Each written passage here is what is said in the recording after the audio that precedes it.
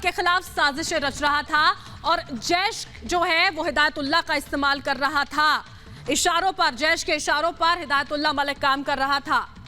बड़ी खबर इस वक्त की हम आपको बता रहे हैं, युवाओं को आतंकी संगठनों में शामिल करने के लिए हिदायतुल्लाह का इस्तेमाल किया जा रहा था। हमारे सहयोगी गुरसिमरन इस पूरी खबर पर ज्यादा जानकारी के साथ जुड़े, उनका रुख करेंगे। गुरसिमरन, युवाओं को बरगलाने का, आतंकी संगठनों में शामिल करने का काम हिदायतुल्लाह की ओर से किया जा रहा था, क्या कुछ जानकारी मिल पा रही है?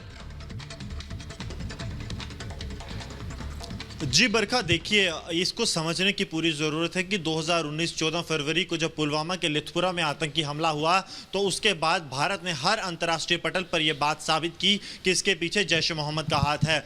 जैश का हाथ सामने आते ही पाकिस्तान पर अंतर्राष्ट्रीय दबाव बढ़ने लगा। लगातार चाहे बात FATF की जाए या यूनाइटेड नेशन सिक्योरिटी काउंसिल की, लगातार पाकिस्तान पर यह दबाव था कि वो आतंकियों पर कार्यवाही करे और उसके लिए आतंकियों और पाकिस्तान ने एक नया प्लान ढूंढा कि जम्मू कश्मीर में ऐसे आतंकी संगठन बनाए जाएं जिनकी कमान जम्मू कश्मीर के रहने वाले आतंकियों को दी जाए, ताकि सबको यह बताया जा सके कि जम्मू कश्मीर में आतंकवाद जो है वो जम्मू कश्मीर के लोग ही कर रहे हैं, बाहर में इसका कोई हाथ नहीं है। लेकिन राष्ट्रीय जांच एजेंसी ने जो चार्जशीट स्पेशल NIA कोर्ट में फाइल की है 6 फरवरी 2021 को हिदायतुल्लाह मलिक, जो कि लश्कर मुस्तफ़ा का चीफ कमांडर था, वो जम्मू से गिरफ्तार हुआ था और उसमें यह बात कही गई है कि आखिरकार किस तरह से आतंकी संगठन जैश ए मोहम्मद का जो ऑपरेशनल चीफ है रऊफ असगर, जिसे कि मुफ्ती रऊफ भी कहा जाता है, वो किस तरह से लगातार हिदायतुल्लाह को डायरेक्शन दे रहा था, उसको बता रहा था कि आखिरकार क्या करना है। और हिदायतुल्लाह पल पल की जानकारी उसके पाकिस्तानी व्हाट्सएप नंबर के जरिए उसको दोबारा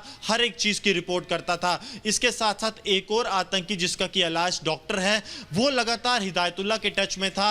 डॉक्टर हर एक जो बात है, हर एक जो पाकिस्तानी आकाओं के हुक्म है, वो हिदायतुल्लाह तक पहुंचाता था। इतना ही नहीं, पुलवामा आतंकी हमले का एक आतंकी अभी पाकिस्तान में है जो कश्मीर घाटी का रहने वाला है, और उसको पाकिस्तान पहुंचाने में हिदायतुल्लाह ने एक अहम भूमिका निभाई है। ये सभी चीजें राष्ट्रीय जांच एजेंसी ने कोर्ट में बताई हैं कि किस तरह से लगातार पाकिस्तान जो है वो जम्मू कश्मीर में अपनी प्रेजेंस को कम करने के लिए जम्मू कश्मीर के आतंकी संगठनों को दिखाना चाहता है पूरे विश्व को। और यही कारण है कि बिल्कुल यही जो मौजूदा लोकल लोग हैं उन्हीं पर सारा का सारा आरोप मढ़ना और ठीकरा जो है वो फोड़ने की कोशिश कहीं ना कहीं की जा रही थी। बहुत बहुत शुक्रिया गुरसिमरन, आप हमारे साथ जुड़े। आगे बढ़ते हुए एक और तस्वीर की बात करते हैं। श्रीनगर में जो लाल चौक है, वहां का घंटा घर किस तरह से तिरंगे की रोशनी में नहाया हुआ नजर आया, ये भी नए कश्मीर की एक नई तस्वीर है। वो लाल चौक जहां पर सिर्फ पत्थरबाजों की तस्वीरें देखने को मिलती थी, अब उस लाल चौक की तस्वीरें बदली हैं। ऐतिहासिक है ये तस्वीरें, क्योंकि अब से कुछ साल पहले यहां तिरंगा लहराना सपना हुआ करता था, लेकिन कश्मीर में अनुच्छेद 370 के खात्मे के बाद से ये सपना अब हकीकत में तब्दील हुआ नजर आता है। श्रीनगर के लाल चौक की ये तस्वीरें हम आपको दिखा रहे हैं, जहां पर तिरंगे के रंग में रंगा हुआ ये घंटा घर जो है वो नजर आया था। किस तरह से 2 सालों में बदलाव देखने को मिला है। लोग अब विकास, अमन, शांति, चैन की ओर बढ़ते हुए नजर आते हैं, खुश हैं।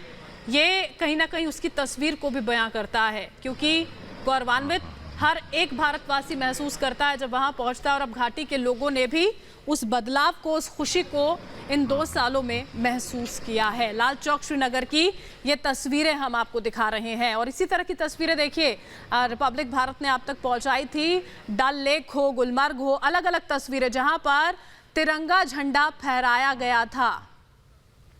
कविंद्र गुप्ता इस वक्त हमारे साथ जुड़ चुके हैं, बीजेपी के वरिष्ठ नेता हैं। कविंद्र जी, बहुत बहुत स्वागत है आपका। ये तस्वीरें अपने आप में बहुत खूबसूरत हैं सर, क्योंकि जो बदलाव जिसकी उम्मीद लगातार घाटी के लोग कर रहे थे, ये उसकी ओर इशारा करती तस्वीरें हैं। देखिए, कश्मीर में मानसिकता बदली है। कश्मीर में लोग 1-8% ही थे जो इस प्रकार के पाकिस्तान के झंडों को चढ़ाते थे या इस प्रकार का माहौल खराब करते थे। वो हुर्रियत के लोग थे, पाकिस्तान के लिए काम करते थे। ये समझना चाहिए कि कश्मीर एक नए युग बढ़ रहा है, और खास करके ये जो पत्थरबाजी, ये जो पाकिस्तान के झंडे, ये रोजमर्रा के बंद, इन चीजों पर एक समाप्ति हुई है। और लोग चाहते हैं, पिछले दिनों BSF की भर्ती हुई तो 30,000 नौजवानों ने वहां पर भाग लिया। कभी 1947 के बाद ये चीजें हमें सिखाई ही नहीं गई। तो तुष्टीकरण का जो एक कोशिश थी वही करते रहे। तो एक बहुत बड़ी बात थी वहां पर झंडा चढ़ाना।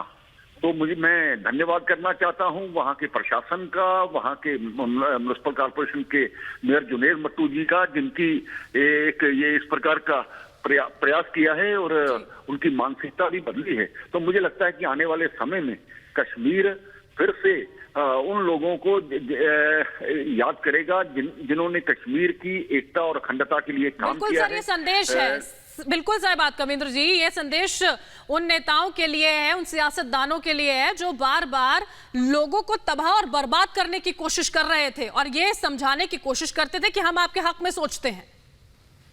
देखिए 5 अगस्त 2019 के पहले हमारे वहां के नेता ये बात करते थे कि झंडा उठाने वाला कोई नहीं होगा, लेकिन आप खुद दे सकते हैं बुरहान वानी की बरसी होती है तो वहां पर राष्ट्रीय झंडे चढ़ते हैं। आज जिस प्रकार से वहां पर माहौल है हम खुद समझ सकते हैं कि स्थितियां बदल रही हैं और हुर्रियत या जो पाकिस्तान प्रस्त लोग थे जो लगातार उनके लिए काम करते थे, आज उन पर भी लगाम लगाई है। इस प्रकार की मजबूत रविंद्र जी, मैं आपको रोकना चाहूंगी माफी के साथ। रविंद्र रैना जी भी हमारे साथ जुड़ चुके हैं, उनका भी रुख करेंगे। रविंद्र जी, बहुत खूबसूरत तस्वीरें लाल चौक की है, अपने आप में गौरवान्वित महसूस कराती है हर एक भारतवासी को। रविंद्र जी बिल्कुल, आपका बिल्कुल कथन सत्य है।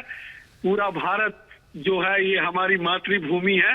तिरंगा हमारी शान है, तिरंगा हमारी जान है, तिरंगा हमारा मान है, तिरंगा हमारा सम्मान है और तिरंगा हमारा स्वाभिमान है 135 करोड़ भारतवासियों का। और पूरा का पूरा जम्मू कश्मीर भारत है और जब जम्मू कश्मीर के कोने कोने में तिरंगा झंडा शान से लहराता है तो पूरे भारतवासियों को बहुत गर्व होता है, गौरवान्वित महसूस करते हैं 135 करोड़ भारतवासी। हम सब जानते हैं कि पिछले 35-40 वर्षों में कश्मीर घाटी ने बहुत कष्ट और दुख झेले हैं। कश्मीर घाटी के अंदर रहने वाले तमाम लोग हिंदुस्तानी हैं, वो चाहे हिंदू है, मुसलमान है, सिख है या ईसाई है। जम्मू कश्मीर का बच्चा बच्चा हिंदुस्तानी है, वो चाहे डोगरा है या कश्मीर का रहने वाला कश्मीरी मुसलमान है। हर एक इंसान के दिल में हिंदुस्तान बसता है, तिरंगा बसता है। हाँ, कश्मीर घाटी में 35-40 वर्षों से जो आतंकवाद का वहां साया मंडराता था, आतंकवाद के डर के चलते लोग खुलकर बाहर नहीं आते थे, लोग खुलकर अपनी भावनाओं को व्यक्त नहीं कर सकते थे।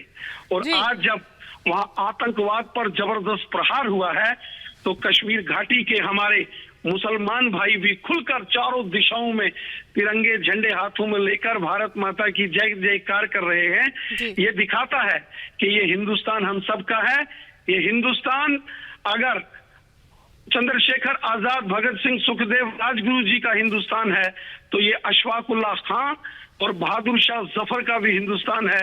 ये हिंदुस्तान श्यामा प्रसाद मुखर्जी और महाराजा हरि सिंह और पंडित प्रेमनाथ डोगरा जी का हिंदुस्तान है। तो कश्मीर घाटी के बारामूला के रहने वाले मोहम्मद मकबूल शेरवानी साहब का भी ये हिंदुस्तान है।